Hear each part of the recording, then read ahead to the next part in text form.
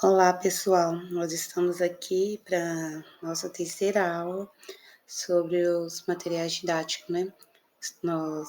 Quem ainda não sabe, nós estamos fazendo o nosso estágio de extensão do ensino médio via gravação no YouTube, online, por causa da pandemia, aí foi disponibilizado pelo nossa faculdade Uninter, que a gente pudesse fazer esse estágio online. Então, a gente está fazendo o curso de extensão ensino médio online e nós escolhemos falar sobre o tema materiais didáticos, né? E práticas docentes. Então, hoje, dando continuação às aulas anteriores, vou começar falando sobre a classificação do material didático, né? O material didático, ele é um elemento, né, que faz parte da aprendizagem e tem que, por finalidade, estimulá-la, né? Assim, nós podemos considerar que tudo que encontramos no ambiente educacional é passível de se transformar, né, em um excelente recurso didático, desde que, ao ser utilizado, ele seja utilizado de uma forma adequada e correta, né, procurando sempre contemplar as necessidades da aprendizagem. Esses materiais, eles são instrumentos que podem ajudar a transformar as ideias em situações concretas, facilitando a compreensão, né, do estudante no que se refere ao conteúdo trabalhado em sala de aula. Então, com o material didático, o professor consegue, né, fazer com que o aluno compreenda mais facilmente, né, o conteúdo dado, se o professor souber como trabalhar com aquele material didático, né? Não é simplesmente levar o material didático, mas ele tem que ter uma noção, saber por que ele está utilizando aquele material didático, para quê, com que intuito, né? Para assim poder ajudá-lo durante as aulas, né? E fica muito mais prático e fácil para o estudante compreender o conteúdo dado em sala de aula.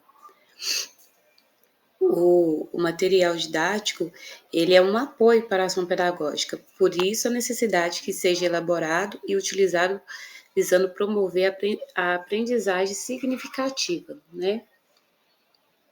A qualidade pedagógica é importante para que o uso desses materiais, né, aliado ao trabalho do professor, ele promova a melhoria do processo do ensino-aprendizagem.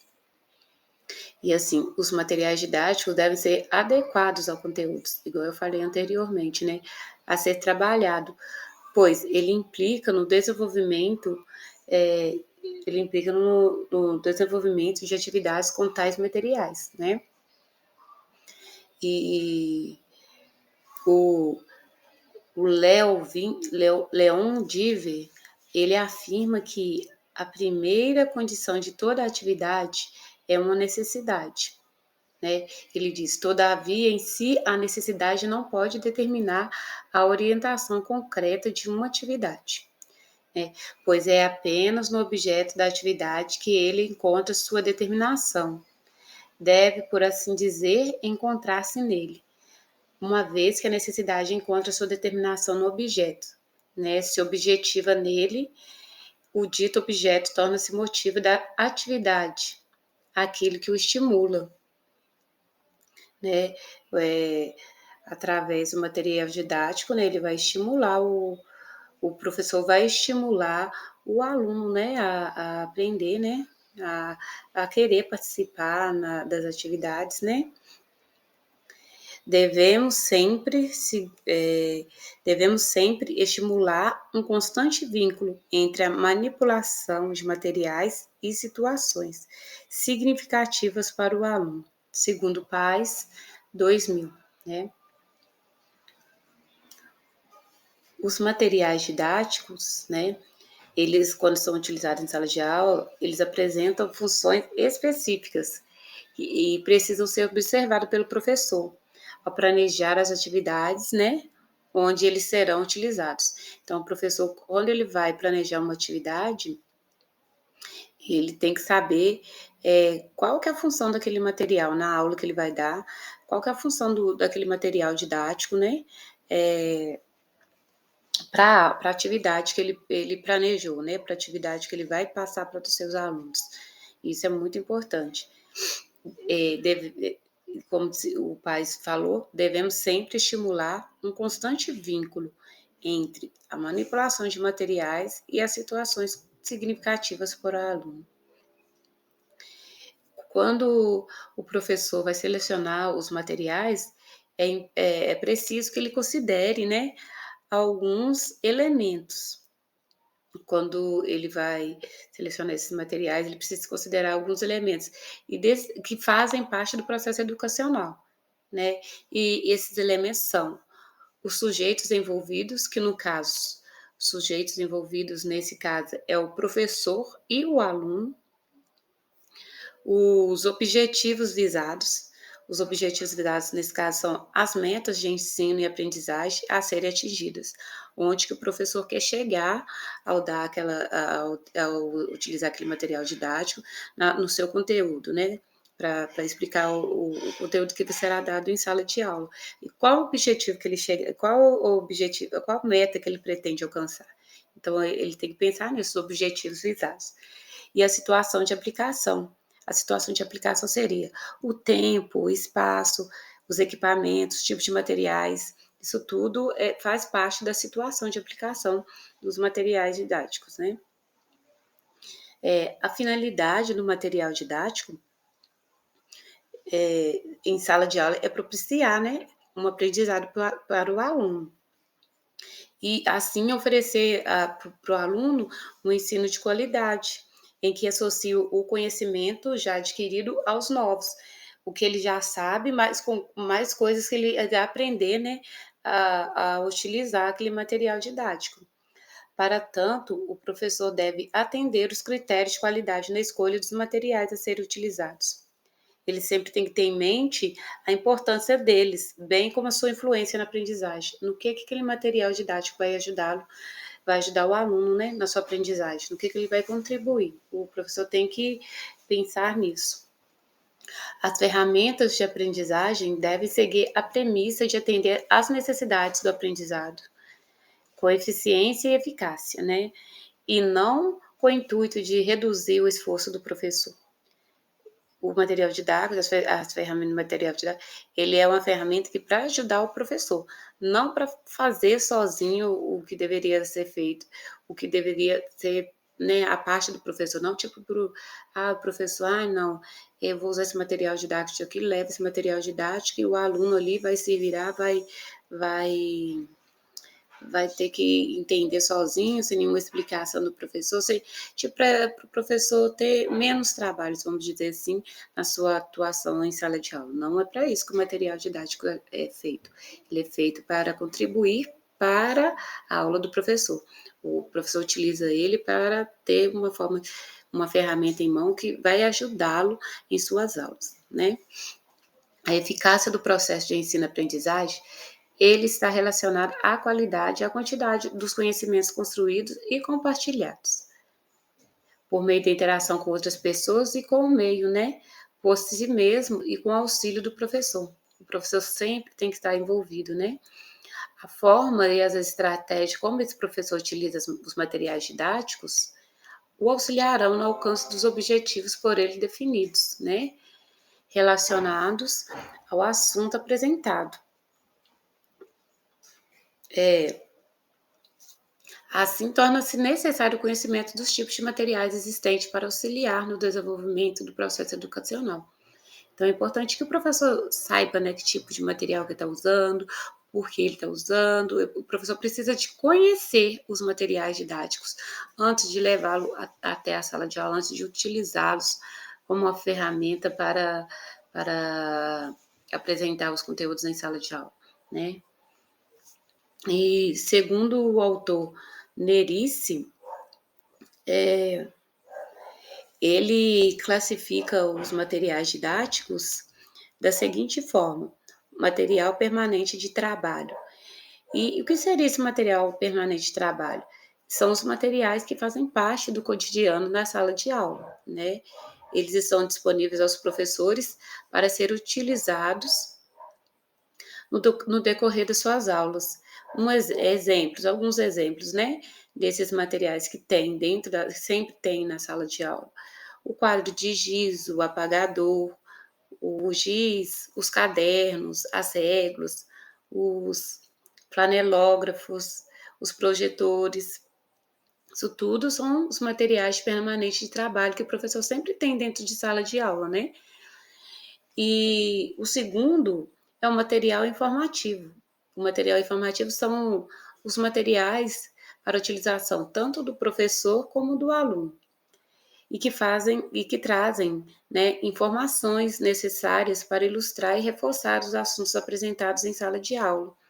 Alguns exemplos são como mapas, livros, dicionários, enciclopédias, revistas, jornais, filmes, fichários, modelos, caixas de assunto, e esses são considerados os materiais informativos. Tudo que traz informação são considerados material informativo.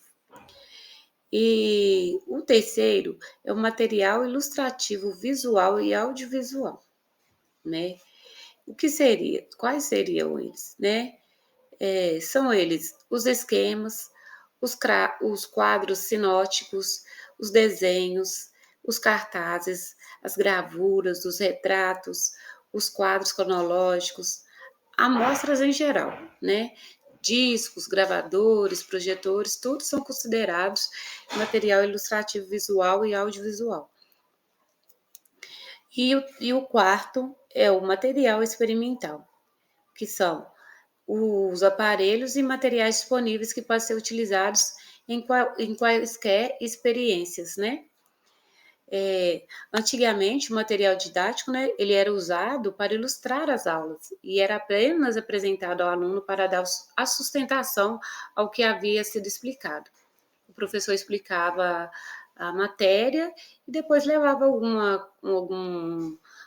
vamos dizer, uma maquete, alguma coisa para ilustrar a aula dele, né, ali, né? Hoje, a finalidade dos materiais didáticos é outra. Além de ilustrar, né, que ainda faz parte, eles auxiliam o aluno no trabalho e no desenvolvimento, a investigar, descobrir, descobrir e construir, porque o professor também é muito importante que ele deixe o aluno, né, construir o próprio material didático. O aluno passa a ter mais interesse, né, nas aulas e tudo. Dessa forma, torna-se um processo de ensino-aprendizagem mais dinâmico, pois propicia a oportunidade de enriquecer as experiências do aluno, aproximando-o da realidade. Com o crescente desenvolvimento das tecnologias, muitos materiais foram aprimorados e modernizados, né? Com o tempo foi melhorados, foi modernizados, mas é preciso ainda que a escola ela incorpore, né, tais tecnologias, pois elas são importantes para a melhoria da qualidade de ensino, né, aliada às inovações da prática pedagógica, porque não basta a utilização da tecnologia, segundo Sampaio, não basta a utilização da tecnologia, é necessário inovar em termos de prática pedagógica, né? O autor Sampaio, citado por Leite em 2003, na página 14, no livro, na página 14. Né? Não é só utilizar a tecnologia, né? É necessário também que seja inovado os termos de prática pedagógica. Numa abordagem em que a utilização das tecnologias, elas passam a ser o foco, né, principal. E Carling apresenta uma nova classificação, né, na qual as tecnologias preponderam sobre o modelo antigo. Segundo esse mesmo autor, os materiais didáticos, eles podem ser classificados, né, em recursos visuais, né, recursos visuais. O recurso visual, ele tem a finalidade de auxiliar no processo de ensino-aprendizagem, né, uma vez que ao visualizar o material, é despertada, né, no estudante a atenção para o que está sendo ensinado. São elementos que apresentam ícones que que estabelecem, através da percepção visual, a exposição de mensagem a que se destina. Os recursos visuais, eles podem ser álbum, seriado, cartazes, diafilmes, diagramas, espécime, exposições, filmes, flanelógrafos, fotografias, gráficos, gravuras, imandógrafo, mapas, modelos, mural didático, né, museus, objetos, quadro de giz, quadros, transparências e slides. Tudo que transmite alguma mensagem através do visual, né, através da visão, através do que a pessoa está vendo, são considerados recursos visuais. E outros materiais que ele classifica também é os recursos audiovisuais, né? Todos os recursos que estimulam a visão e a audição, eles são considerados audiovisuais, né? Sua utilização no processo educacional tem como objetivo aprimorar o processo, estimulando o aluno para a aprendizagem. Os recursos audiovisuais, os mais utilizados na educação, são os diapositivos, os diafilmes com som, o cinema sonoro, a televisão, o videocassete, os softwares educativos e os DVDs, né? São todos esses considerados os recursos audiovisuais. E o terceiro recurso, recursos auditivos. Os recursos auditivos é todo recurso que utiliza o som como meio para transmitir as mensagens, né?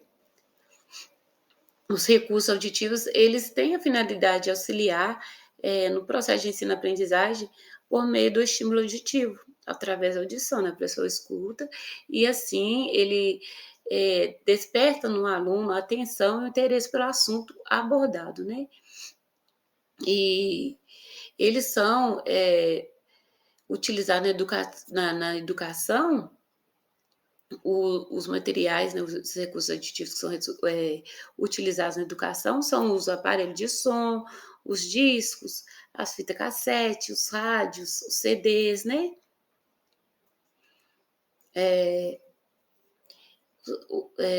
Todos esses são considerados os recursos auditivos. E por último, vem os recursos múltiplos, né? Os recursos múltiplos, eles se referem à utilização de diferentes recursos, né? Que estimulem a visão, a audição e a possibilidade de interação entre os participantes do processo de ensino-aprendizagem, com o auxílio do material utilizado, né? Podem ser caracterizados pela combinação dos recursos anteriores, né? Através dos outros recursos que a gente falou, né? Juntamente com eles podem ser, com a combinação junto desse, eles podem ser caracterizados como os recursos, pode ser caracterizado pela combinação dos recursos anteriores. Então, todos os recursos que já foram falados antes, que é os visuais, audiovisuais e auditivos, né? Eles podem ser considerados recursos múltiplos, né? A combinação entre eles pode ser considerada recursos múltiplos. E vamos falar agora que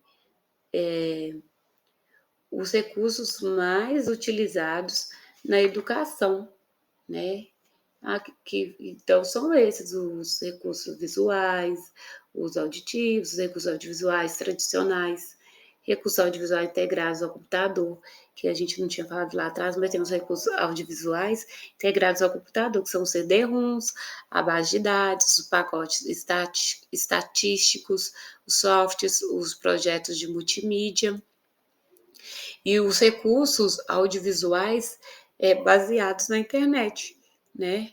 Que são a base de dados, os e-mails, os áudios e as videoconferências. O que a gente está utilizando agora, né? Que nós estamos fazendo estágio pelo recursos audiovisuais baseados na internet, que a gente está usando áudio, estamos usando vídeos, então tudo isso faz parte dos recursos audiovisuais baseados pela internet. Então é isso, pessoal. Vou finalizando essa aula por aqui.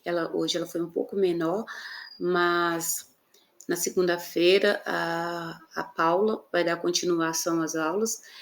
Ela vai falar sobre a interação do ensino-aprendizagem com os materiais didáticos e sobre os materiais que a gente, né, pode utilizar, os materiais recicláveis também, né, que fazem parte, né, o que eles podem ajudar e contribuir como material didático para poder ser usados dentro de sala de aula. Espero que vocês tenham gostado e até a próxima.